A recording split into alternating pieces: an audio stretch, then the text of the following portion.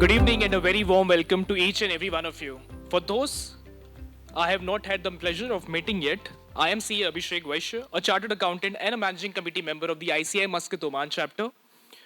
And in that capacity, in both my duty and my genuine delight to serve you as the host for today's evening. And also on behalf of ICAI Oman Muscat chapter, it's my absolute privilege and honor to welcome you to the evening's physical CPE meeting. Whether you're joining as a chartered accountant, a legal professional, a fellow expatriate who is exploring life in this beautiful country, or simply someone who cares deeply about protecting what you have built, you are in exactly right place today evening. आप सबका दिल से स्वागत है. आज की शाम कुछ खास होने वाली है. Before we move ahead to today's session, allow me to thank our sponsor and supporter, starting with our sponsor, College of Banking and Financial Studies, our title support, B&W Development, Platinum support, OQGN, Silver support, Deloitte, Moore, Premier Brains and Jindal Steels, tax partner, GSR Advisors, cyber security partner, Tech Deliver, technology partner, Tally, bronze support, Grant Thornton and GAC Motors. Tonight, we gather not merely for an intellectual session, but also for a conversation that could genuinely change the future of you and your loved one. We will be taking you through the wheel, succession, planning, and legal realities that every non-Omani resident in Oman must know. We often plan our career, we plan our finances, we plan our holidays. But very few of us plan for that one certainty that none of us can avoid. Tonight, let us do exactly, thoughtfully, practically, and with expert guidance. Before we proceed, let us do what every ICA gathering does so proudly. I invite you all to please join me as we play the ICI motor song, our anthem of knowledge, integrity, and commitment to excellence.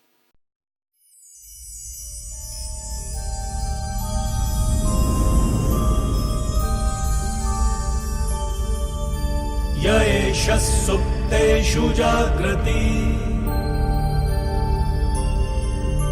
य एष सुप्तेषु जाग्रति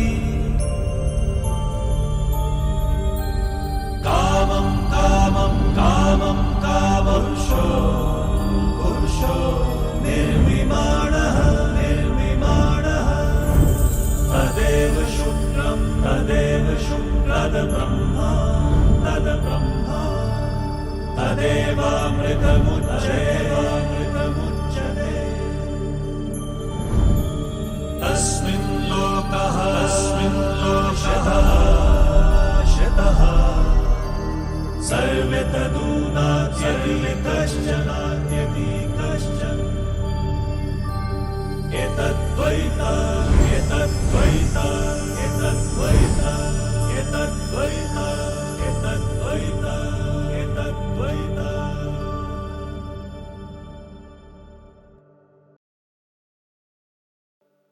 Jai Hind, and what better way to begin an evening of learning than by reminding ourselves why we do what we actually do.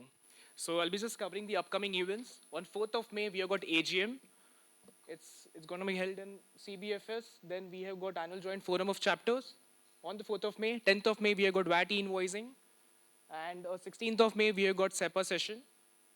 And on June, we'll be having Oman Regulatory Landscape. So these are the upcoming sessions, which we'll be covering shortly. Knowledge truly is supreme strength. Jnanam paramam balam. And tonight, the knowledge we gain here could literally change the future of our families. Speaking of strength and leadership, let us now hear from the man who leads this chapter with exactly the spirit.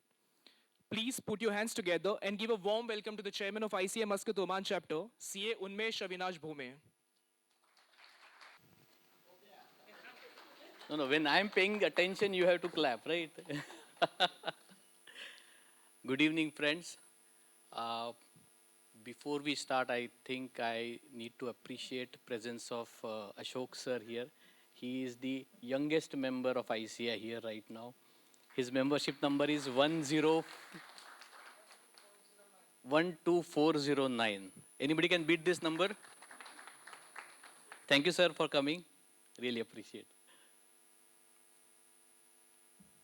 My dear friends, distinguished speaker, welcome to this CP event. Probably this will be the CP event before the AGM takes over in the next week.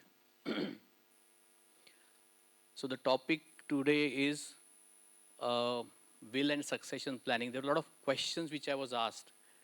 So let me clarify the background of the topic. This is more to do with the regulatory aspects for expatriates in Oman. We are well aware of the succession planning, will, probably the trust management, which we do back in India, but we are not so familiar with what should be done from Oman's perspective. What are the documents you need to execute, how you need to go around your succession planning. That's why we have got a speaker here. If you move to the slide, I was supposed to start with the next slide, please, with a story. We all love stories, right? So can anybody tell me what this picture is about? Anybody knows the story? Everybody knows the story, right? So for those who don't know, it is said that when Alexander, the so-called great, died, he said, please put my hands outside the coffin when you are about, like you're taking me for burial, so that everybody knows that even though I am the world winner, I don't carry anything with me. And that's exactly why we are gathered here. There is one shlok which I found it's on the next slide. Ekah prayajate janturev ek pralyate ekonnu bhukte sukrutam ek evacha dushkrutam. So you come alone, you die alone. What stays is your wealth for your legal heirs, isn't it?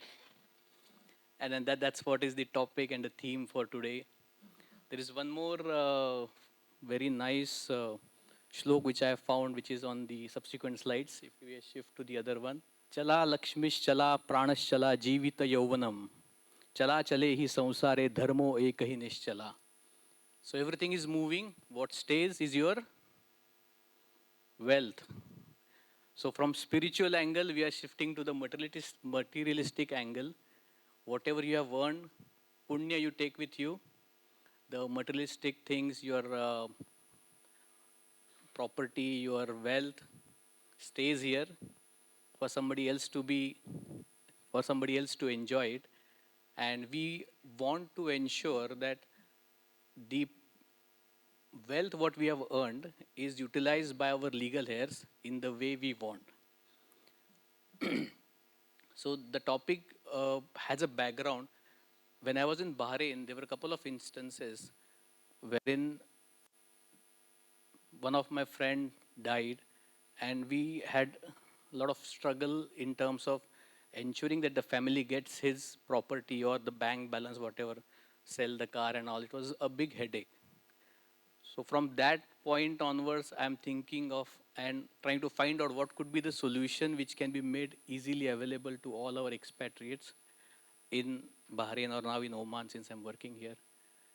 And fortunately, I got hold of Hajra, our speaker for the day, and she honored the request.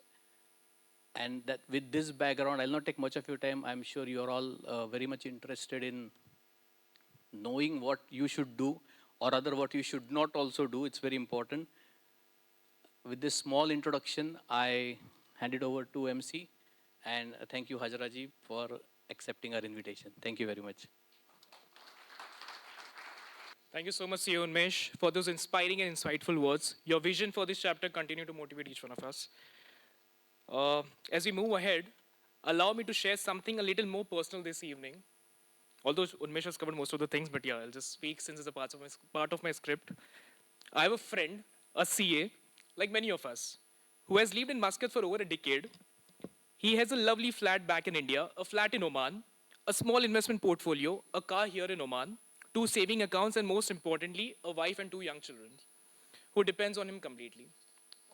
So what happened one fine day, I asked him quite casually, Yaar, do you have a will? And he looked at me the way all of us look at someone who has asked an uncomfortable question. He smiled nervously and said, Abhi to main theek hu yaar, ye sab baad mein kar lenge. So he said, I am fine right now, buddy, we'll sort it out later. I left it at that point of time. A few months later, he called me with a lot of panic, I'll say. His neighbor, a gentleman in his early 40s, perfectly healthy, has passed away suddenly. And what followed for that family was not just grief, it was a chaos, legal chaos. His family had to wait almost over a year to access the fund from the bank account held in Oman because there was no will, no documentation, no plan. My friend, when he got to know about that, he called me that day and said, Abhishek, I need the number of the good legal counsel you were talking about. Today, not later. So, I just have a couple of questions to ask you. If something happened to us tomorrow, God forbid, who gets what? How do they get it? How long does it take? What courts are involved? Which country's law applies? So, friends, Badme is not a strategy, later is not a plan. Tonight, we change that. Allow me to introduce you to the speaker for today's session to answer all your questions. Ms. Hajra Khan, through a short AV.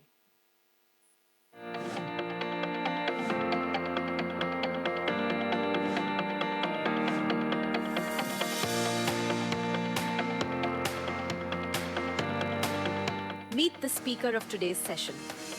Hajra Khan is a seasoned legal counsel with over 10 years of experience in corporate, commercial, and regulatory matters across Oman, the United Arab Emirates, the Gulf region, and the United Kingdom.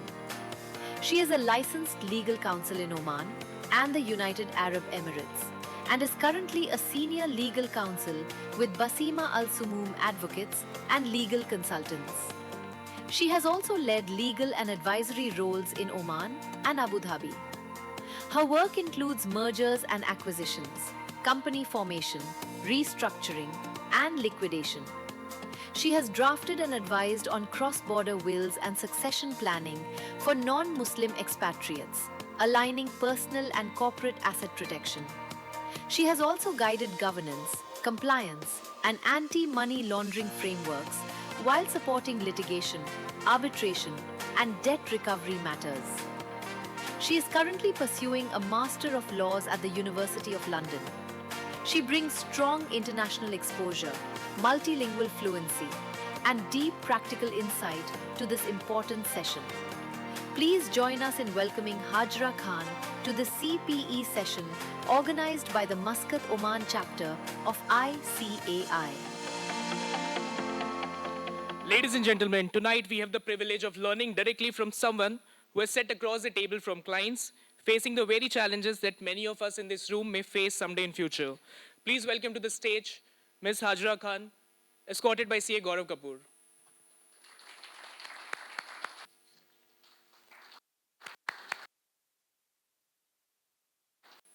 Hello, everyone. Thank you so much, and thank you so much for such a wonderful introduction. Maybe I will borrow that and later on use it for the future. So, the topic for today, as you all know, we gathered around, and it's will and succession. I will discuss what is happening in Oman and how you can plan your future. Don't think that I'm waiting for anyone to die. It's it's just that we want to secure the future. We are here today for our future, for the future of our family and our children. So the topic is will and succession, legal aspects for non-resident Omani. Now, why we are saying non-resident Omani? Because there is a difference between the will for Omanis and non-Omanis. And also, further, there is a difference between will of Muslim and non-Muslim. Yeah. So, objectives of today session is what types or what kinds of wills we have in Oman. Then we have Muslims and non-Muslim will. I want you to understand what is the difference between a Muslim will and a non-Muslim will. Because of course we are living in a country which is a Muslim-based country and the majority of the laws are Sharia laws. And then how we can register any of the will and what is the importance of registration. And at the end, I will tell you how the execution of this will happen, how you can execute your will, or how your family and legal heirs may in the future execute the will. Key laws, if anyone is later on interested on from where we are getting this information or what are the important laws for will and succession in Oman. You will find anything related to will and succession in these three main royal decrees, which are the statutes. That is personal status law, civil transaction law, and the law of public notaries. But it's not limited to this only. We also have regulations. So in Oman, as you know, we have royal decree. Then after royal decree, we have regulations. And after regulations, we have ministerial decisions. And further, after the ministerial decision, there are a lot of gray areas which is not covered, and the authority is given to the ministry. So whoever is the head of that ministry, they have the power to decide whatever will happen in the next coming year. So these are the important key laws that you can check. So types of wills, you may have heard about this. Different countries are offering different kinds of wills. One is a notarized will and another is a probated will. So what is the difference? We always heard will is a will. So maybe in your country or in some countries, we just go to the lawyer and we get the will registered. But there is a difference between a notarized will and a probated will. Notarized will is when you go to the court or when you go to the lawyer and in front of the notary public, you register your will. It is not that you directly go there and you just fill a form. You can draft a will, you can decide whatever is written there, but it is notarized. Notary public is a person who is registered with the court. So in India, you can see that there is some lawyer and the session judge give authority to the notary and he have the signing authority of the notary. You can go there and you can register your will directly, or you can register it with any bodies they are implementing the will in your country. Then second, we have probated will. Probated will is a will that you make, but then it need a probate later on when you are executing it. So someone is there when you are signing the will, and that someone can later on testify that the signature on the will is not a forgery. It's an actual signature. That's why in Oman, we sign a will in front of two witnesses. Then mostly Muslim law applies in Oman. For the Muslim, there is no concept that you will make a will and you will just give all your property to someone else. For a Muslim, the will is for charitable purposes. If you want to make something or if you want to give something, you can give it as a charity. So here in Oman, the legal framework for the will, it is regulated by the personal status law. When you go to the personal status law, you find everything. Like what is the percentage for a mother or a daughter, how your kids will get, how it will be regulated, how many percentages for each person, your mother and father and everything. But then, yes. So there is no concept that you will give something more than 1/3. You have only 1/3 that you're giving to a charity. Then questions come into your mind. If I'm only doing a will for charitable purposes, then why should I register a will? But it's not only that. In a will, you can also document everything. What assets you have. Maybe you have property, immovable property, or movable property. Maybe you have shares. Maybe you have invested somewhere. All of that you can document. It's only that they are saying that if you are giving something to somebody, it should not be more than 1/3. Also, Muslim law is saying that you cannot give more than 1/3 because we already have inheritance law. So, inheritance law, it is very clear that who will get what share. It is already clear that at the demise, your wife will get half of the percentage, your daughters will get how much, your son, and your parents are also included. Now here, a will take effect after the death. Before that, anyone can change the will, you can modify the will, or you can even cancel the will. Then there is a limitation of 1/3. If you are giving anyone anything, it should be limited to 1/3. You cannot exceed 1/3. 1/3 of the total property. That's why you can have different kinds of will. For example, you can have will for your Omani assets in Oman, and then you can have a will of your assets in India or wherever your property are.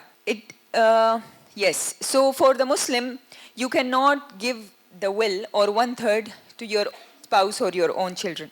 What is the reason behind it? It's like in inheritance law, they are already getting something. So it makes sense. If they are already getting something by the law, why you want to give something extra? But yes, because Muslim personal law, it have different categories and different percentages. Some people, they prefer that maybe my wife or my children get something more than what the law is giving them. So I will explain this after that. Now, after Muslims, we have non-Muslim. Under Article 282 of the Personal Law, it says that a non-Muslim can choose the law of their own country from wherever he is coming. You will not find anything related to non-Muslims in civil transaction law or personal law. They are not even defining that what you will get or how you will get. It's only one article which regulates everything related to non-Muslim in Oman, and it is this article, which is Article 282 of the Muslim Personal Law. So it says that non-Muslim residing in Oman have the right to have their personal status, anything related, like including the wills and inheritance or anything. It can be governed by their own religious or national laws unless they specifically requested the application of Omani law. Now, Muslim personal law already state that you can use the law of your own country, or you can even use religious laws. That's why it's very important here, whenever we are discussing about the will, we say about Muslim wills and non-Muslim will. Because Muslim wills, there are the limitation. But for the non-Muslim wills, maybe you have some religious matters that you are handling, like we are doing a lot of Christian wills and Hindu wills, and they are allowing you to give it to certain people, or maybe they are allowing you to give everything to just your wife or your children. So it applies the same as I discuss about the Muslim wills, that it can only take effect after the death of the testator, of course. Whoever is making the will, they have to be sound mind, and they have to be major. Like if some episodes are coming, or their mind is not working well, or if they are under intoxication or everything, that will is not considered at all. Now, this is the most important thing that has to be considered, especially for non-Muslims. The will has to be probated. As I explained in the beginning, when we started, that there is probated will and there is notarized will. You cannot in Oman directly go to the notary public and say, I have a will and I want to register my will. Because the law says that only if you are notarizing a will, it is a Muslim will. So if you are going to the notary public, you have no choice, you have to choose Sharia law. That's why we always choose probated will. Now, it doesn't mean that if I'm going to the notary and I'm not choosing the Sharia law, my will is not okay, or my will not be honored. You still have a choice, and the choice is that you make a probated will. So, in the probated will, what you have to do, you have to draft a will. After drafting the will, you have to take NOC from the temple. It depends what religion you have. Many people have, maybe you will be Christian, or maybe you will be Hindu, or whatever. And then you can register it with the competent authorities. So in the last, I will giving explanation about how you can register it, or how you can take the NOC. Now here I will highlight the limitations. So the limitation is 1/3 of the total property. As I can see that many people here, you may be Muslim and you want to make a will as per your own country regulations. You can still use your country law and you can make the will. And how it works, when we register your will, you have to take a written, like a approval from your legal heirs. Here I will give an example. So you are making a will and you want everything to go to your wife first, and then later on it goes to your children. Your parents are alive. So we will give you an undertaking that will be attached to your will, and your parents should sign that we agree, that we have no objection, that all the property Mr. So and so having, it goes to the wife or it goes to the children in equal shares. Now this restriction is limited only if you are applying Sharia law. For the non-Muslim, you can use your religious laws and the laws of your country. Although if you are doing any research or you are reading any book in Oman, it will give a total different answer. But in practice, we already apply it. We make the will for non-Muslims, and this always work. So when you are later on executing the will, the notary public asks you, do you have any legal heirs who want to contest or maybe who want to object on the will? If you give them the undertaking, or if no one is coming forward from your family, it will be okay. And as far from my experience, it always go well, because here in Oman, usually we have the wife and the children. But you have to keep in mind that this is the limitation of 1/3, and then. So this is the risk that we tell our clients from the beginning, that you are making a will and it's a probated will, and we tell you you can use the law of your land and it is allowed to totally give it to your wife, but still there is a risk. What if any of your brother or your father or your mother come forward and they file a case?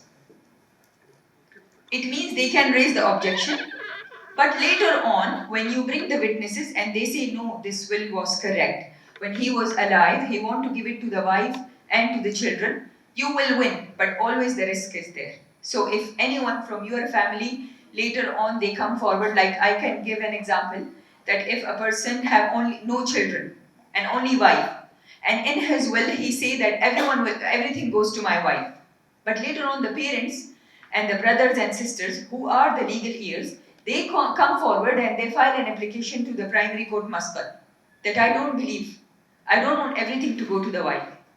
So then the will go first to the court, and there will be hearings, and then the wife will be called, and like she have to present 2 witnesses, maybe any friends or anyone who can testify that yes, the signature is not a forged signature and this is the actual will. In practice, so far, I never see anyone or any family member coming forward, but at least it should be in your mind that something like this can happen. Now, conflict of law. As I said, that Muslim personal law as well as the civil transaction law allows you to use the law of your own country. So definitely this question come in the mind, okay, if I'm using the law of my own country, then isn't there a conflict of law? Like I have to use laws of Oman or I have to use the laws of my own country? And what happened to the will in actual? So the substantive validity of a will and inheritance is governed by the law of the state to which the testator belong at the time of the death. How you want to distribute your property? It's as per the law of your state or as per your religious laws. But the form of the will, how it will be written, how it is signed, and how it is executed, it is as per Omani laws. Because you are writing the will in Oman, you are registering the will in Oman, and later on you will be executing the will in Oman. So Omani law will apply to its form. But whatever is inside, who you are choosing as your beneficiary and all, it will be as per the laws of your own, from where you belong, or the religious laws. Now again, questions come to mind when we see Muslim personal law and we see the civil transaction law. In both, you find Article 282 and Article 17, and it says that for inheritance or will or whatever is related to expats, the law of their home country apply. And anyone who is, regardless of their religion, will think that, okay, the law of my own country will apply, but then I'm telling you that a Muslim cannot do so. Or maybe there is a limitation on the Muslims. So why is it this?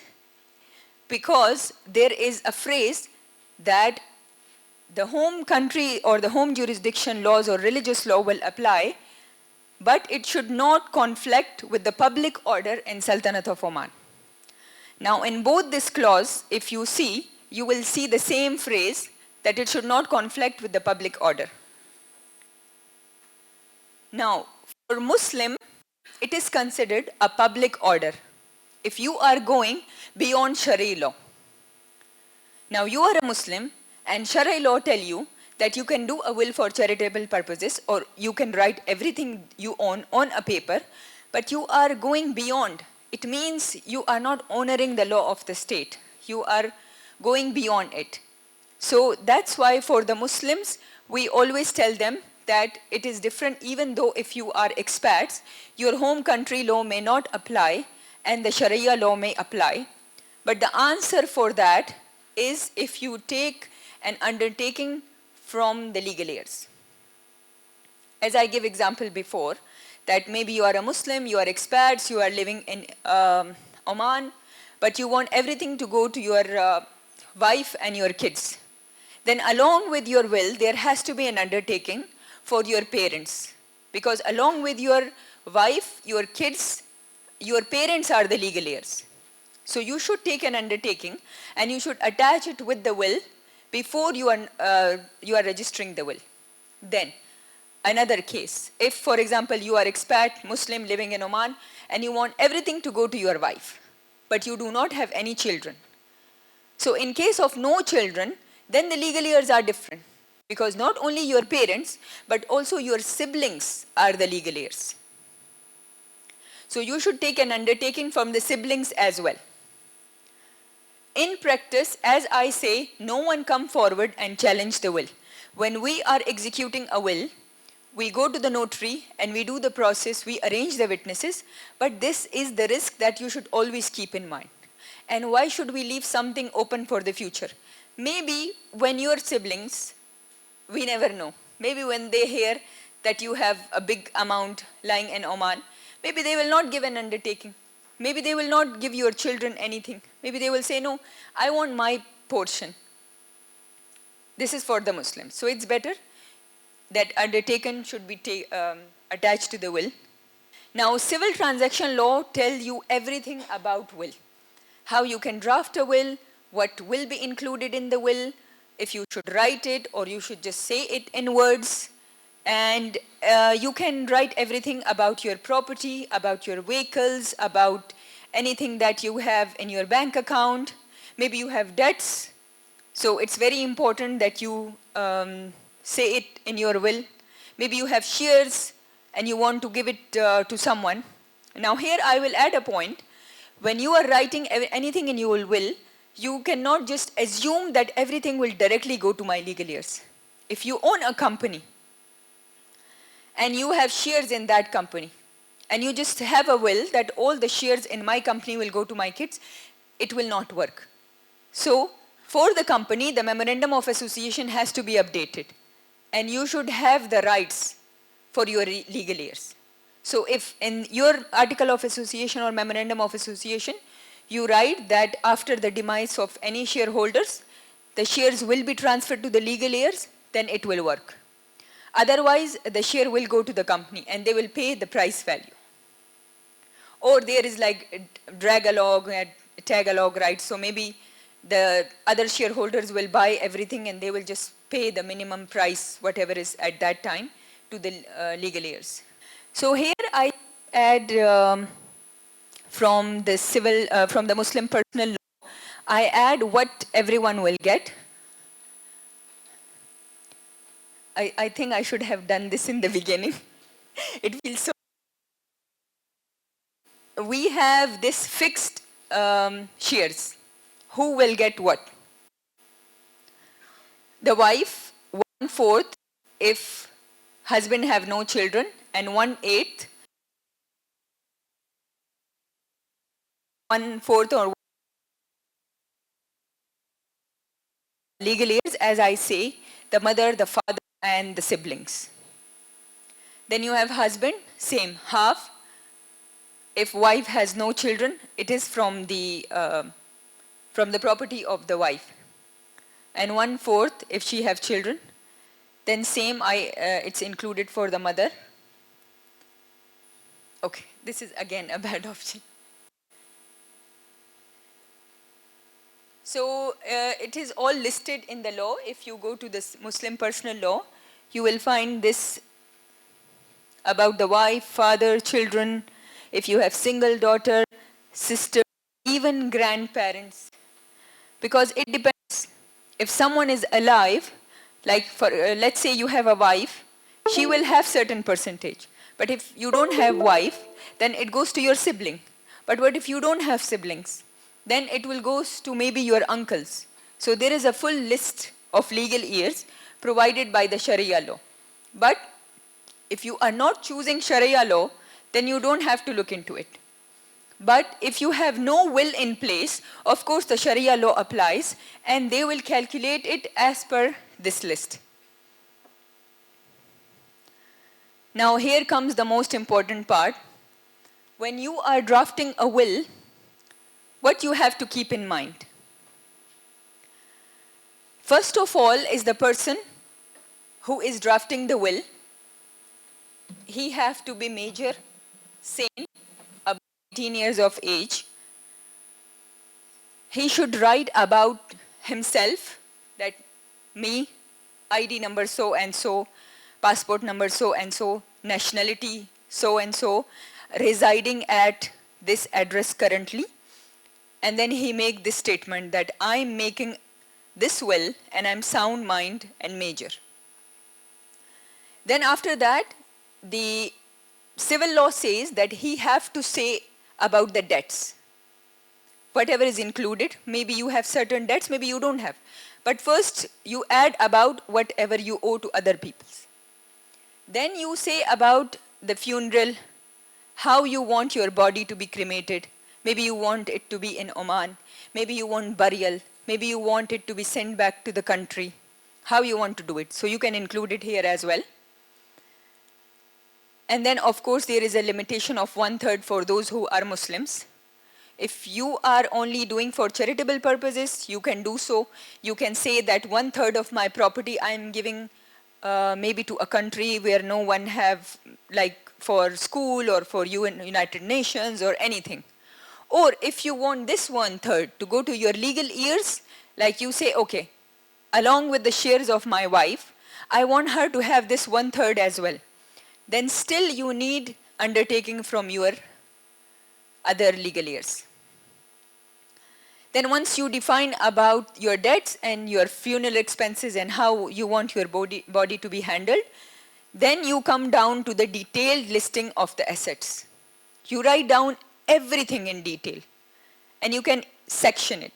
For example, you started with the movable property, whatever you have. Maybe you have cars, maybe you have expensive paintings, or maybe you have jewelry, whatever. So you draft first the movable property, you list it all, you list banks and all details, then you come down to the shares. Maybe you have some share in the company or anything, you detailed it as well. Then you come down to the property. When you are writing about the property, it should be very detailed, like the number of the plot, the mulkiya, the registration number. You can have an attachment, annexures to the will as well, telling about the property. And then in the last, witnesses, which is the most important thing for a probated will. You have to sign this will in front of 2 witnesses. You cannot do that, okay, I sign the will and tomorrow I will send it to your house, you sign it, and then it goes to Mr. So-and-so and he will sign it. Everyone have to be sitting in same place and they should sign this will. Now, it doesn't mean that in the future you have to bring the same witnesses. It's just to prove that it's not a forgery. Someone didn't forge your signature. This signature is actual. And when you were signing, there was 2 people sitting who was major sound mind and they were watching you and you signed this paper. And their ID or passport is attached already. And then come the registration. You can register. So you can register it for the registration. First, you should draft a will. Then we take the draft. If you are doing it by yourself, you can also do so. But if you are doing it through a lawyer, you can also do this. How we do it, we draft a will, then we take an opinion from the notary public. Because now there is no role of notary public. But in the future, the same people will be executing our will. So we don't want that I take a will and the notary public say, this was never a part of our law, or you cannot execute a will. Like recently, we were making a will for a cat and a dog. So someone want their property to go into their cat and dog. If it was like English law, maybe I could have just say, okay, it goes to the cat and dog. But think about the technicalities in the background. If this person die, who will be responsible? Is there any organization or association who will be taking it? Is there any trust that we can create? Who will be executing it? What is the force behind who will make sure that these creatures are safe, or these animals are safe, and the property and everything goes to them? So we make the draft and we go to the notary. And they say, we cannot guarantee that it will be executed. So you have to come up with the mechanism. You have to make sure these people are safe. And then we have to find out animal shelter or someone like who can take the responsibility. But see, there is a big risk. What if everything goes to that shelter and in the future nobody claims it? There is no legal ears even to come forward. So that's why we always take a will to the notary to make sure what will happen to this will in the future. So after notary confirm whatever is there, we also take a consultation from the legal counsel or from the lawyer for the country what you are choosing. If you are choosing India, there are different kinds of laws, and also then the probate or everything is different in each state. So we have to make sure from which state you are, and then we contact lawyer there and we take a consultation just to make sure that there will be no issues in the future. After that is done, we take it to the temple. And there is like 2 to 3 meetings with the temple. Now it can be a Hindu temple or it can be a church or whatever your religion is. But law says NOC from the temple. Then we arrange meeting with the temple. Once the temple set with the party and they make sure, yes, this is their religion and we are confident, they issue an NOC. And that NOC along with the will, we take it then to Ministry of Religious Affairs. Then they review the will and they ask for certain time. If they have any objections, they let us know. Otherwise, it got registered. And we have to translate, even if we are making a will in any language, we have to translate it in Arabic. We cannot just do our own translation. It has to be translation from a legal translation office who are certified to do Arabic translation.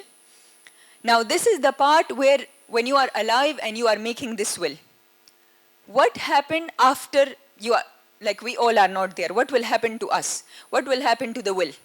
This is the most important thing which everyone is scared and everyone is worried about. So you make the will and the original copy has to be in Oman. If you are executing this will in Oman, you take the original copy and you arrange 2 witnesses. Original copy translated into Arabic, 2 witnesses, their ID copy, their passport copy. You go now to the notary public. Notary public have a form. You can do it either through a lawyer or your legal ears can do it by themselves. So let's say you choose your wife or your husband to inherit everything. So your wife or your husband, they reach the notary and they arrange the full set of documents. And by the way, there are a lot of documents. So you do all the documentation and you fill the form, you submit it along with the document. Then the notary will tell you, okay, now you wait and we will call you for the witness statement. So after all documentation, you submit it to the notary, then comes the witness statement. They will give you a hearing date with the judge. And you will go there with the witnesses, with 2 witnesses. First, 1 witness will be called. If you have a lawyer, the lawyer will go with the witness and explain to the notary what he wants to say. They will check it with the will, and then he will come out after recording his statement. Then another witness will go inside, and witness statement will be done. In a week, you will get the probate. You will get the paper, which will state that, yes, we thoroughly check, this is not a forged will, it's an actual will, and everything will go as per this verse to Mr. So or Mrs. So and so. So this is how a will is executed. Now comes the question for the people whose families are not here. What if your wife or your husband or your children are not living here? as for all of us, not everybody is here. Maybe you want to give your property to your mother, or maybe you want to include your father, or maybe you want to include someone who is not in Oman. That is also totally okay. They can give power of attorney. First, they can fly, come here, and they can do this full process. Or from wherever they are living, they can make a power of attorney in a name of a law firm, and that law firm will do everything for them.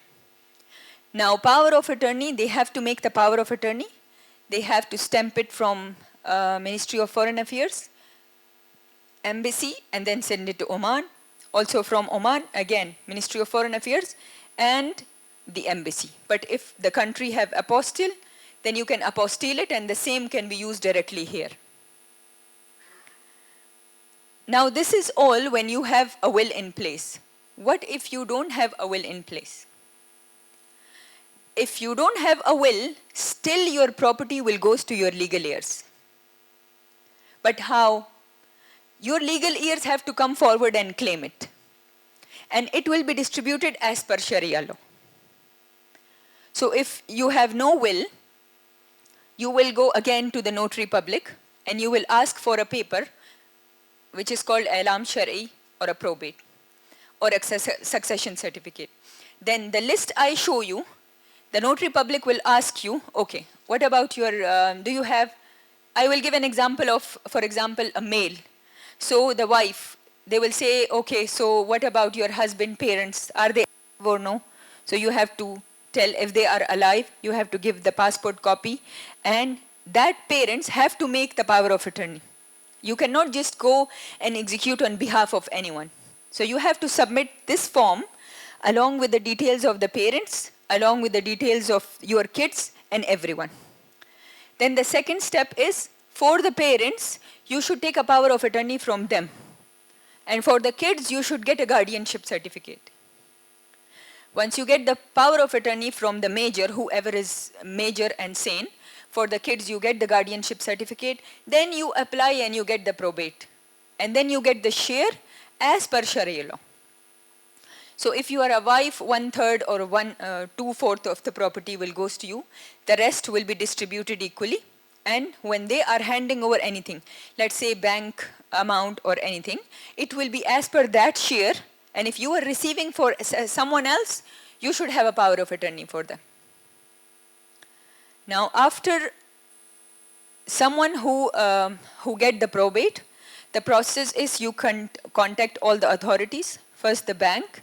You write an email, you attach all the documents, and then next step is easy. They forward the amount into wherever you want to transfer it, because the account that they were using, it will be blocked. So you have to give them a new account where you want the amount to be transferred. Same applies to the share. You have to submit this probate to the Ministry of Commerce, and the share transfer procedure will start. Same applied to the property. You have to submit this probate along with the form to the Ministry of Housing, and it will be transferred to your name. Same goes for the cars. If you want, same probate will be attached along with the application, and the mulkiya of the cars from the murur, from the police, it will be transferred to your name. So that's it. I hope you all get something. And if you have any question, I would be happy to answer.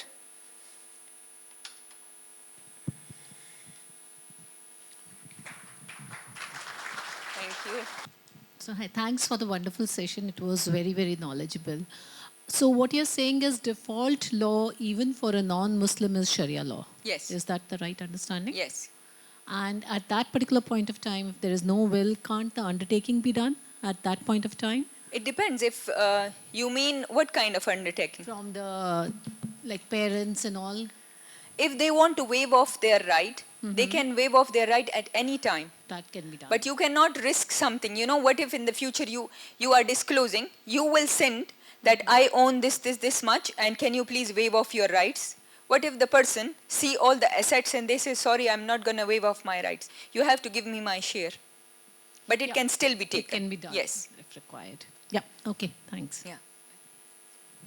But see, if you don't have a will, then Sharia law will apply. Thank you, Ms. Hajra, for a very good session, and thanks to ICAI Muscat Chapter for organizing this very relevant, very important. You can see from the crowd, we have today, we had to put extra tables, I suppose. I just wanted to let you know, I recently did my will. But I waited for this session to see whether I'm doing it right, because I got an advice from legal advisor, which is very different from yours. I'm sorry to say this. Because I'm talking not about Muslims, I'm not a Muslim. Majority of our members, I should think, are non-Muslims when it comes to ICAI Muscat Chapter. So on behalf of them, I want to ask you a few questions. Because I have been told by a lawyer that the steps are pretty, quite a lot of it is also similar to what you say. We have to draft a will, which will clearly list out the assets. It can be properties, bank accounts, your movable, immovable assets. Which has to be translated by, an authorized Arabic translator. Then for non-Muslim, we've been told that has to be vetted if you are a Hindu by a Hindu Mahajan who is present here, which is equivalent to temple, or I don't know what you were saying. So we take that will copy to the Hindu Mahajan, and we have Sheikh Anil Kimji, who's a representative and the lead who can sign for the non-Muslims. So then after that signature, of course, the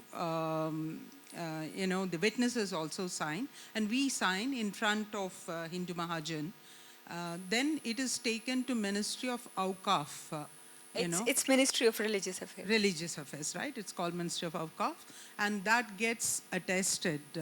And that's it. It ends there. And you can leave this signed copy of the will with your, of course, original has to be left with your legal heirs to whom you have intended, after your time, or, bequeath the will. So it sounded simple, but of course there have been people who are telling that it is not enough if it is done with the Ministry of Awqaf or Legal Affairs. You have to also get it attested by Indian Embassy, because the Hindu Mahajan may not be considered as a registered body for this. There's two schools of thoughts. I just submit before you, this is what is my understanding, and please clarify where this is not correct or where we should be doing differently. Actually, you state the same steps which I said. So you draft the will, and then you review the will either from a lawyer or from the notary. Then you get it NOC from the temple. So in your case, the temple is what you stated. After the temple, we go to Ministry of Religious Affairs. That's it. But the details, because see, there is a difference between when you are doing a will and us, because we want to make it right as a legal counsel. And you only know that, but I also explain what will happen afterward. Because we have seen many things how you will execute it in the future. So your steps and my steps are same. It's just that I also tell you about the risks. And I also tell you about how you can do it and minimize the risk. And what are the probabilities, like what may happen. Now your will, it is totally okay. You attest it from the temple.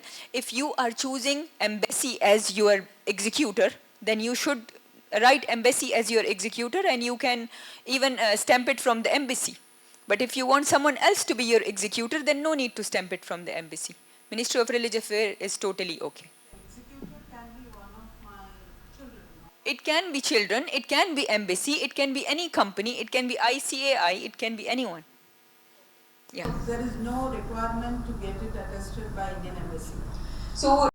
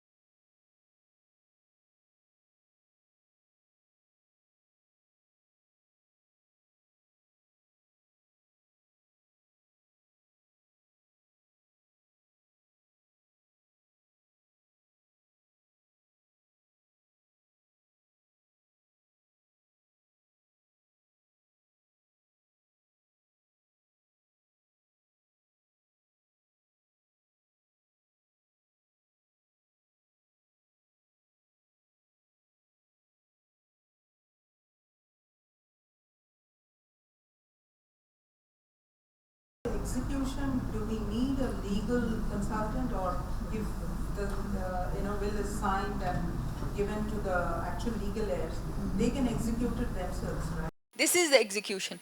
So after, your legal heirs can do these steps, or you can give power of attorney to anyone, a lawyer, because these steps are not that much easy.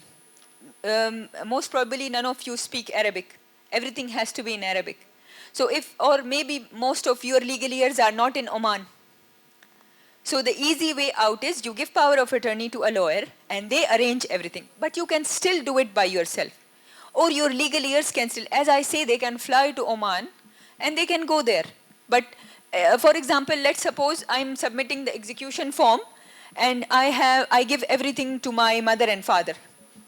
Now the mother and father, if they are making power of attorney from India, they have to make the power of attorney from the court, then they have to stamp it from Ministry of Foreign Affairs, and they have to go through a process. The same, like it can be done by yourself, by your legal heirs, or through a lawyer. Anything? Submission to notary is where exactly is this notary? Notary can be anywhere. You write in the Google notary and there is a lot of offices. So like in primary court, there is one notary. It's an authorized place. It's an authorized place. Yes. Hello, ma'am, this side. Here. Yes. Ma'am, most of us, not most of us, all of us are Indians. So, what is the validity of Indian will? Instead of doing a will in Oman, if we have registered will in India, will it be enforceable in Oman? It is Yes. done, it is not going to be bound that, okay, it has to be as per the Arabic language, because we are not speaking Arabic in India. We are not bound by the law of Oman. I am talking about non-Muslim. So non-Muslims having a will registered in India, will that will be acceptable in Oman courts or Oman authorities? Like simple thing is bank account. As soon as the person dies, bank account gets freezed. So to release the bank balance itself, just nothing other than bank balance, just to release the bank balance also, will that will document will be acceptable, or we need something? It is acceptable. As I give example of someone who unfortunately died and later on we execute their UK will. So on any foreign will, you can execute it in Oman, but you have to go through all this process. First of all, from India, you cannot just say this is my Indian will. You have to stamp it from the Ministry of Foreign Affairs, you have to stamp it from the embassy, then you have to go to the court and you have to apply for probate or whatever the process is there. You should have a certificate from the court stating that yes, these are the heirs or these are the people who will get these property. And then you send it to Oman, and then in Oman again the same process. You submit it to the notary, then you submit all the documents. After the documents you have witnesses, and after the witnesses you get the probate. And also you will be requested an NOC from the temple, even if you are bringing a will from India. So temple NOC, this is what I was saying, that in most of the cases the temple is like, okay, the person is dead. How you are asking me to have an NOC on his behalf? So if you have an Indian will, you can mirror the same in Oman. That will be the best option. Yeah. Yes. By mirroring, you are suggesting to go the same will copy. I can go through this process. By mirroring, I mean you draft the same whatever is there, Yes. and just amend it a bit as per the Omani requirements. And then you register it. Mirror means that whatever I am giving in India, maybe to ABC, the same I am giving to ABC in Oman. But if you are bringing a will to Oman, maybe you can amend. The assets in India can be separate and the assets in Oman can be limited to Omani assets. As he rightly asked, most of the expats have movable assets, mainly bank balances and some investments here in stock market or through the share brokerage here to overseas. For this also, this will is required, or Yes. If you don't have this will, it means Sharia law will apply to you. If you have a will, you can use your religious laws or the laws of your country. Okay, even by Sharia law, it will automatically, the transmission will happen. No, for Sharia law also you have to go to the notary, you have to apply for this process. Okay, thank you. But they will issue a succession certificate. Correct. Succession certificate includes parents, brothers and sisters, maybe in if Yeah, it applicable, okay. son, daughter, everything. Okay. So see, bringing a will from your country, maybe it's most costly at that time than if you have a will in Oman. Because you are paying to get all the documents registered or attested in India, then you are hiring someone to get the same document attested and registered in Oman, and then you are applying for execution of the will. And it will cost so much, and your legal heirs, maybe they have no idea what they are doing. So this is the only difference. Yeah. Hi. Good evening, and thank you for such an informative session. I definitely took away a lot from it. So yeah, I had two main questions. The first one was if there's a case where someone is non-Omani but holds a residency in Oman, and they write and sign a will in another country, then do any Omani laws apply during the execution process of the will? If the will does include Omani assets, assets located in Oman as well. I will go to the slide where I talk about the substantive law and the form of the law. So you may choose that there can be, okay, I will just explain. So see, if you are executing a will in Oman, how it is executed, the law of Oman will apply. No, if it's being But if executed it in is another country. as I explained to all of them, it's who you choose to receive everything, it is as per the will. Even if you make the will in America, India, UK, anywhere. So Omani laws don't apply in any So capacity? Omani laws don't apply in case of the beneficiaries. Okay, But in case of the execution and form and probate, Omani laws apply. Okay, and then just curious about the case where if someone has written a will and defined their beneficiaries, let's say there's like 4 beneficiaries and one of them unfortunately passes away prior to the executor's death, then what happens of their entitlement? So that's why we define it in the will. The will that we are making, if you are giving it to the beneficiary, we just add a clause like to, for example, everything will go to my wife. In case of her demise, secondary beneficiary, my kids. In case of the demise of my children, it will go to the grandchildren and so on for the entire generation. So, okay. So like, you know, So on we and so can forth. add Okay. as, see, will is a thing where you can add as much details as you want. Okay. You want to annoy your legal ears, just add, you will not get it. Someone has to be there, executed like a trust, or you can just simply give it to one person. Yeah, thank okay? you. Hello, madam. Good evening. Hello. My only one question is that is there something like nomination in Sharia law? Because nomination is used all over the world, that there is a movable property bank balance. Unless there is a nomination, banks also not are allowed to, continue that account. Yes, see, Compulsory. even for the nomination to take effect after the death, you should submit the paper from the court, which say that who is the legal heirs. So let's say I choose my friend as a nominee in my benefits for the end of service.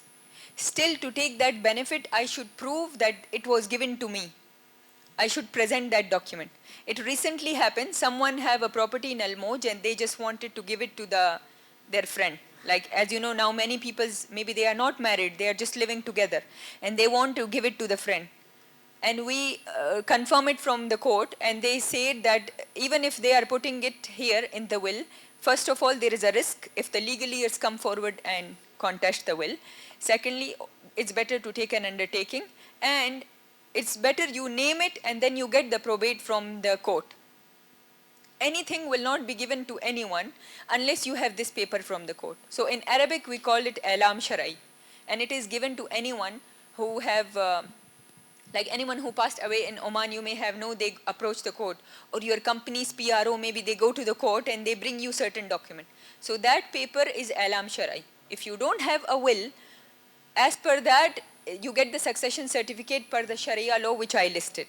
If you have a will in place, then of course it is as per the will. Madam, in continuation to the same, could you please put light on the banks or financial institution currently have anything like nomination is there, or if nomination is not there, what will happen to that fund if it is there? Like it will go to government or? In the bank, the account is freezed and the amount stay there.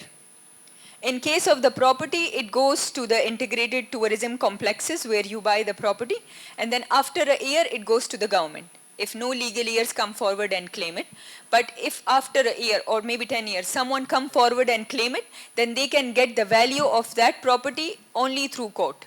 So currently, you are saying that in banks, no nominations are there, or nominations are there, but to claim that will is required. You have to, like recently we are taking some amount and the bank is asking for that paper, Alam Sharai. Without that, they will not release the fund. And if it is a joint account, one? It will still be freezed. The other person who owned the account, they have to present this document. And it actually happened to one family who owned the joint account. And at the time of the death, after that, the account stopped working. Once we get this paper that this person is the legal heir, then it reopens. Okay.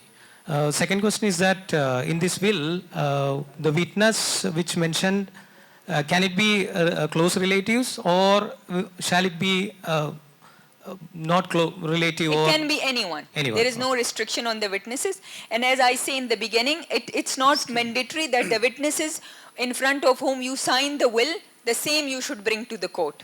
It can be different. Excuse me. Hello. Ma'am. Yes. Hello. Yes, here. Yes, yes. Everyone is talking about the properties, distribution, if children. I want to know about who has loan and he has passed away. So how this will, loans, he has passed away. So what about that loan will be transferred to then that person is lucky and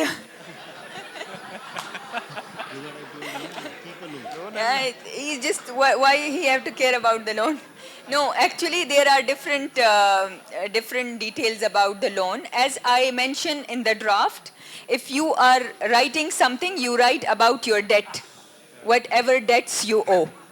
Now, members, please maintain silence. See, I'm a legal counsel. I should not say this, but if the court is not filing a case, your legal heirs can take the money before the. See, it depends. If the bank file a case first, and there is execution, whatever your assets it will be auctioned, or it will be sold, or maybe the money in your bank account, it will be deducted directly. But if before the case, the legal heirs take it first, then the bank, I'm feeling sorry for the bank, but like there is nothing that they can do something directly. They have to go to the court and they should have a court order in order to take your assets. So I don't want now all the people to file for the loan. Hajra, excuse me. Hajra, I have a question. Yes. Just Hello. We had a even the insurance coverage, it will be after the court issue you. We have people from insurance, so even they will not issue you these funds unless you have this paper from the court. So if you reach to the insurance money first, it's a war. Your legal heirs reach first, they got it. The bank reach first, they got it. Yeah. Excuse me, ma'am. Loans, someone takes personal loan, the bank always insists for insurance coverage for that personal loan, and they take it, and that insurance charges is charged to the borrower itself. So the bank always take a protection of the loan amount when they disperse it. I do not have any expertise in this area. So I think it's better you ask someone, in the insurance. And I think it's better I should start my research for the insurance as well. Yeah. Hajra, I have a question. Yes. In terms of the witness for the will, as per Indian laws, the beneficiaries of the will or the cannot be the witness. Yes. So is the same It's case the here? same here. Okay. It's actually the same anywhere in the world. Okay. That the beneficiary cannot be the witnesses. And one more question linked to this witness. So can we execute the will in front of a notary so that it helps in the process at the time of execution, along with the witness, with the notary. Now it means, no, actually the notary public in Oman will not accept any non-Muslim will. They will tell you there is other procedure, please follow that procedure. Because if you want the will to be notarized or to be signed in front of me, then you have to choose Shari'i law. Okay. Yeah. So it's up to you. If you are choosing Sharia law, you can go directly to the notary and sign it in front of the notary. Okay. Thank you. I think we have questions. Ma'am, Yes. do we need to mention the bank account balance or only the bank name in the will? We are mentioning all the bank details like Bank Muscat account number so and so. But then in the last, we add also a clause like whatever bank accounts are there at the time of the death. And ma'am, in case if many assets are there like cash, car, flat, etc., right? This will be maybe 3-4 legal heirs are there, right? Those guys will be co-owning the asset, or how the distribution will take place? Now see, there is this comes under the drafting. If you are saying that at the time of my death, A and B will be the co-tenant or the co-owner, then it's not that anyone can come and claim their share. It means they will co-own it. They will own it, maybe the rent will come to them. But if you say that it will goes to them in equal share, then they can get it in equal parts. Ma'am, it will apply to some insured, like for example, in case of death, employer pays them 100,000 riyal. So is it applicable for that also? Yes. In case of insurance, like road accident insurance or whatever, whenever your legal heirs are claiming it, the legal heirs should have either a succession certificate or this certificate which I explained as per the will. Once they get that certificate that who are the legal heirs or to whom everything should go, then you can submit it to the insurance company and you can get it. And ma'am, one more thing you said, memorandum of association. We need to have that clause that legal heir can be part of that. Yes. But what in case of listed companies? That I have to... I cannot influence the listed company association. No, everyone, see, whenever you are doing anything, for example, you are investing in some shares, you go to the Capital Market Authority and you see their rules are already listed there. So before you are investing anywhere, you go to the rules and regulations and you check how it will be given to the shares or how it will be transferred to the legal heirs. Ma'am, can you give one example of, I have a 100,000, like, okay, anybody is having a 100,000 I want to be cash. the executor for this 100,000.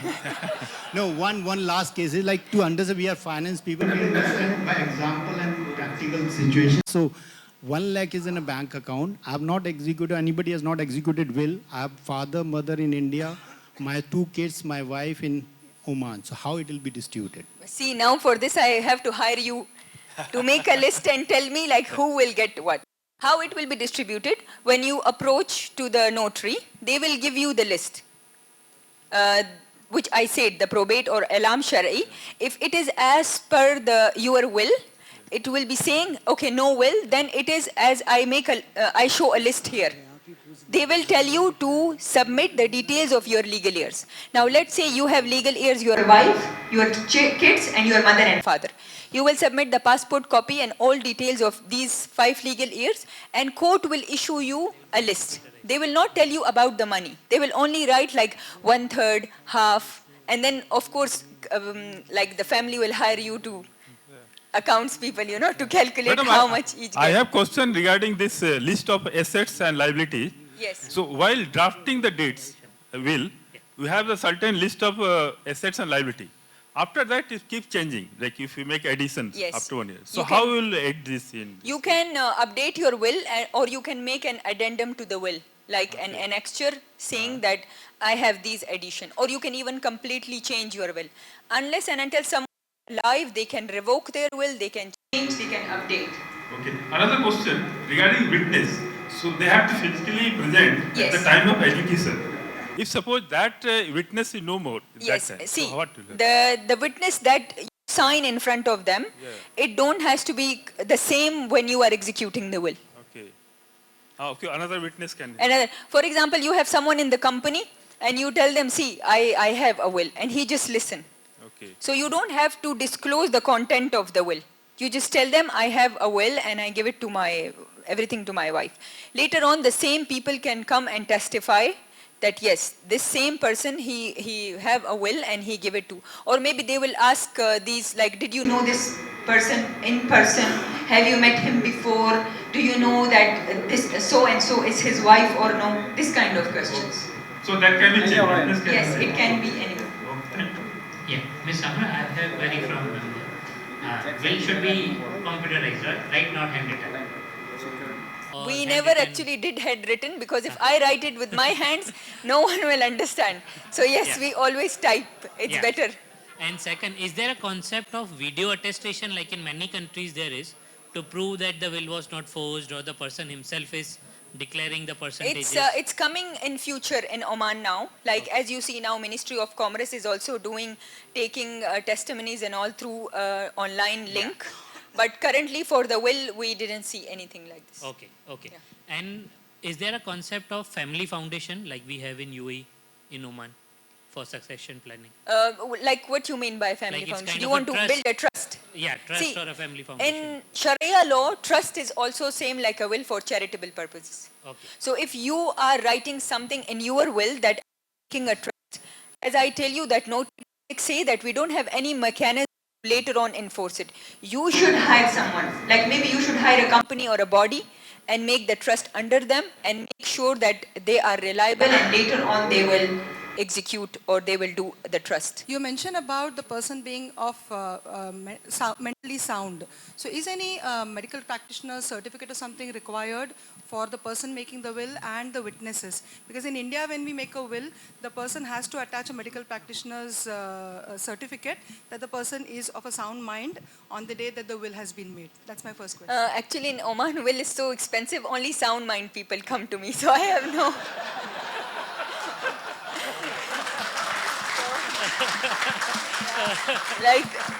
it will be a good experience if someone come to me, but in my experience, no, I mean the court no medical doesn't certificate is medical requested. certification. No, as far as I did all the will, yes, it can be added later on. See, it depends if someone is objecting on the will. Like if the wife is getting everything, and let's suppose the brother and the mother and father say, no, he was not in sound mind, and I have this medical report. Then the wife who is executing the will, she have to prove that he was sound mind at the time of signing the will. And that's why we have two witnesses. Right. And the second question is about the property. So in India, typically it is advised that one property that you are yourself staying in, that can be transferred today to your, whoever you intend it to go, to your children or whatever. You can transfer it today with a clause that till the time you are alive, you have the right to use it. So that later on the will and execution and all the hassle is saved. So is something like this also available in Oman? See, in Oman, the procedure is very simple for property transfer. It is through the Ministry of Housing, and there is a mulkiya. So you go, if the mulkiya is in your name, no matter whatever you write, it is in your name. And then we have gift in Islamic law. So if you are transferring it now, it means you are not making a will. It means you are making hiba, a gift. It's like go out of the will then. This property is already given to that person. So instead of the will, it will convert to gift.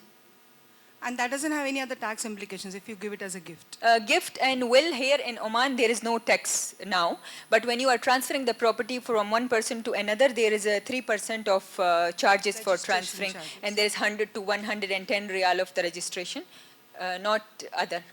Yes? Thank you so much. But Ms. Amra, for gift also percentage is 3? Like I understand for gift it's 0.1. This is actually like lease and transfer and everything. There is a certain amount and it is issued in the official gazette every year by Ministry of Housing. But like you see in other countries like UK, we have property tax even on the will. Here in Oman, we don't have that tax. I have a question. So I work in a bank and oftentimes we get a lot of cases where we have British nationals with their wills and the banks don't recognize it. And then it often has to go to court in Oman and Sharia law will apply. But how often do you get these type of cases where... Actually, we have a lot of British wills and we execute the wills. And Sharia law does not apply, but there is a different way. See, if you are challenging a will and go directly to the court, the outcome will be different. But if you are executing a foreign will, there is certain procedure. And you don't say, I want the will. It's like applying for the execution of a foreign will.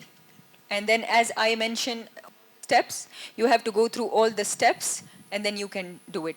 But getting an NOC for a British will, if that person is a Christian, it's difficult. And then nowadays we are issuing another problem. People, they are atheists. They don't have any religion.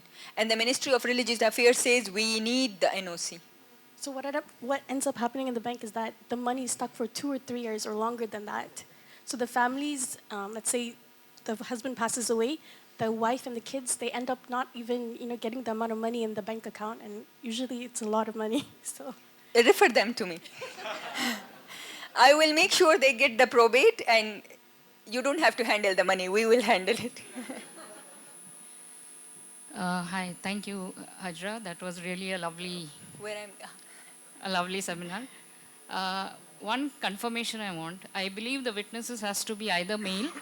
If it is a female witness, it has to be 2 female witnesses. Is it right? That requirement is only when you are giving witness for like death cases or something. Not for will. Not for will. Okay, and another question is not specifically for Oman. But it's better do men. Female may be busy in spa or somewhere. They will not come to the court. And sometimes you have to go so many times, so I can't take guarantee on behalf of anyone. I believe it's better to have 2 females. Or what if they start fighting and they don't get along? No, yeah. It's just the question of witnesses, See? right? Yeah. Another question is not specifically for the Oman, but if a person is having properties in Oman and Dubai, so do you advise that the will should be made separately for Dubai and Oman? Yes, definitely. You should have a will in place in Dubai, and especially you should have a will in place. Now DIFC is applying common law. So it's very favorable for non-Muslim expats. It's better you register the will with the DIFC. There is also a way to register a will with the notary public in Dubai and Abu Dhabi and Sharjah as well. But the procedure is a little different. You don't have any guarantee which law will be applied. So when we are registering a will for our clients, we go through DIFC. So when you say DIFC, is it only for Dubai or overall UAE properties? Before it was only for Dubai, but now they expanded. Ras Al Khaimah and all is included as well. ADJ is Abu Dhabi. Yeah. Yeah. Thank you. Good evening. This is Badri here. So, it's a commercial question. So, what's the total cost of execution of the will, including the notary and issuance? Yeah, and actually, you have my details, so we can discuss. I can. Yeah, it can vary. Good evening, madam. Yes. This side. Good evening, madam. First of all, congratulations. Fabulous session. Everyone goes back home wondering whether they should have a will or not. They will definitely start making a will tonight. I want everyone to go back home and wonder what is the contact detail for Hajra. So please take a picture for now, that. a simple question, just an offshoot of what madam was asking. What happens to joint properties held probably in Dubai by a husband and a wife, and one of the person dies, or either the man or the wife, and especially if it's an off-plan property in Dubai where only a partial payment has been made, and what happens if there's a will, no will has been made, and what happens if there's a joint property, and a property also is not completely paid off? Yeah, when someone own a property jointly, it doesn't mean that the other person automatically get the property. They still should bring a succession certificate or a probate. But in case of the property, especially when you are buying an off-plan property, we suggest to our clients before signing your agreement, you should review the agreement. What rights they are giving to you? Are there any rights of transfer, assignment? Can you give your rights to other? What happened at the case of death? Will this property goes back to the people because you cannot transfer the mulkiya or the ownership? So it depends on the agreement, what you are entering into, and if your other partner want it or your family want it, then a succession certificate or probate is very important.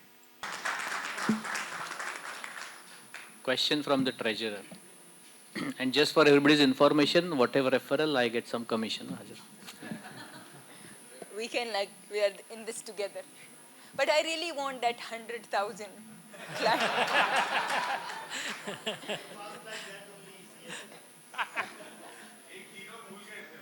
Oh. नहीं वो per day था per day. Thank you for insightful session. I had experienced this. One of my very close friend, he lost his life through cardiac arrest, and his family suffered a lot. I know it's very serious while we are making it fun, but this will and actual death, and it's very serious, and the mental condition during that for family members. So let's assume the will is there. But based on your experience, are there any best practices? I'll just tell you a couple of issues my friend's wife suffered. She was not knowing how many bank accounts, the password for debit card. And few people advise that he died in a hospital and they were coming to ROP. So within those 3 days, there was a limit on withdrawal 4,000 Riyal per day, and they had to pay house rent and international school fees, and almost they had some commitment of 8 to 9,000 Riyal. So while she was crying throughout the day, friends advised don't inform ROP, and within those 2 days, they got to know through net banking, she knew the password, so they transferred to another account and then withdrew. So that is number one. So I just want to know, is there a gap between, or it automatically ROP gets informed the moment person dies in hospital when there is no accident, when ROP is not available that time? And like as advice or based on your experience, if the person has, for example, even if will is there, but the processing will take some time, and for immediate urgency payments, if a person, whether you recommend signing a blank check giving to wife, so in case those things happen, she can have backdated and then can deposit in relatives or friends account and use that money for rituals or other emergencies. So I had these 2 points. First of all, this is like a small technical gap when the ROP don't know. Because if you want your body to be cremated or sent back to your own country, you need a death certificate. For the death certificate, immediately you have to inform the ROP. And once you inform the ROP, it's a computerized death certificate. You will get the certificate. So of course, in between this time, if someone can withdraw some amount, that is totally possible. And this is why today's session is very important. See, if your family don't know your assets, it will be lost. Because if the legal heirs are not coming forward and they are not claiming, it will be lost forever. Maybe no one will ever claim it.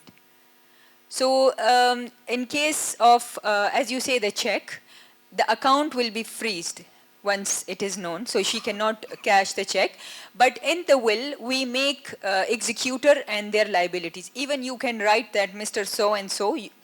In the will, we can say that the executor can borrow the money, and then later it can be given. So if you are making someone as your friend or anyone the executor, or maybe you can mention it in the will that 1,000 can be borrowed from so-and-so, and he will get it. But then it's making it complicated, means that person also have to come to the notary. So the only option is that she have to either know all the assets and the passwords and everything, or she can borrow the money, and later on when she get the amount, she can return it. It all depends on the drafting. Yes. And then give it to the lawyer, and then the lawyer will process it further. Yeah, so I hope it answer your question. Yes. Just one point that a lot of people have raised. I think there is no direct connection between ROP and the banks. No, see, immediately the account is freezed. You cannot... Only when the bank comes to know of it.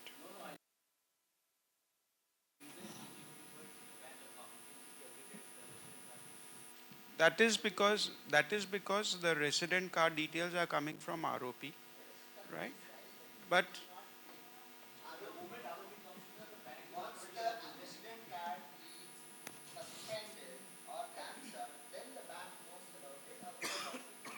But once the death certificate is issued, everything will be free. Like, you cannot use the bank accounts or anything. And as I say, there is always some technical gaps.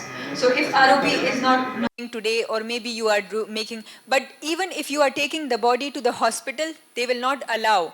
They will say you have to inform the ROP and start the death certificate process. So you can, it's, if no one is contesting, if your legal heirs come forward and say that, yeah. Yeah, but see. Yes. So if no one is coming forward and pointing it that it's illegal, then you can go away with it. But if someone come forward like, see, maybe you are not the only legal here. Maybe someone else is there. And later on they say that at the time of the demise you withdraw this and this money and he challenged you. So then it will become a felony. Yeah. So I hope all questions are answered. Thank you. Thank you so much. What an amazing session it was been. But I like to give a large privilege to myself. I want to ask last question. So, being the MC.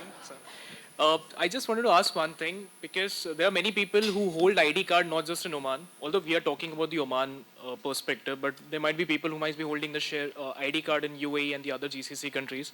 The law are more or less the same, or it differs from country to country? I'm the person who have a lot of ID cards, and it's different. It's different, right? It's not that you make a will in one place and the same law will apply in another country. As I explained, So like it doesn't depend on the resident card. It doesn't depend on purely on your will. It depends on your passport, and it depends on the law of the land where you are currently residing. So if you have assets in UAE, you should have a will in UAE, and the laws, whatever is there, like the IFC say common laws or Sharia law, it will apply there. But in Oman, Omani laws and this procedure will apply. So every country have a different procedure and different laws. Yeah. Amazing, amazing. What an amazing session it has been. Thank you. And members here were very interactive in asking the question. Big round of applause to each one of you. And on a very serious note, I want to say you guys that, if you guys have not drafted your will, I am up for adoption. I can help you in making your wealth grow. And zindagi ke saath bhi aur zindagi ke baad bhi. So we will loan nahi leta hum. So we could honestly continue this conversation for another 3 hours, and I suspect many of you feel the same. On behalf of all of us, Hajra ji, for your patience and generosity in sharing your expertise, thank you so much. Ladies and gentlemen, it is now a moment that I personally look forward at every ICAI event, a token of gratitude and for our respect. We'd like to invite our respected chairman, CA Unmesh, to kindly come forward to present a memento to a remarkable speaker, Ms. Hajra Khan.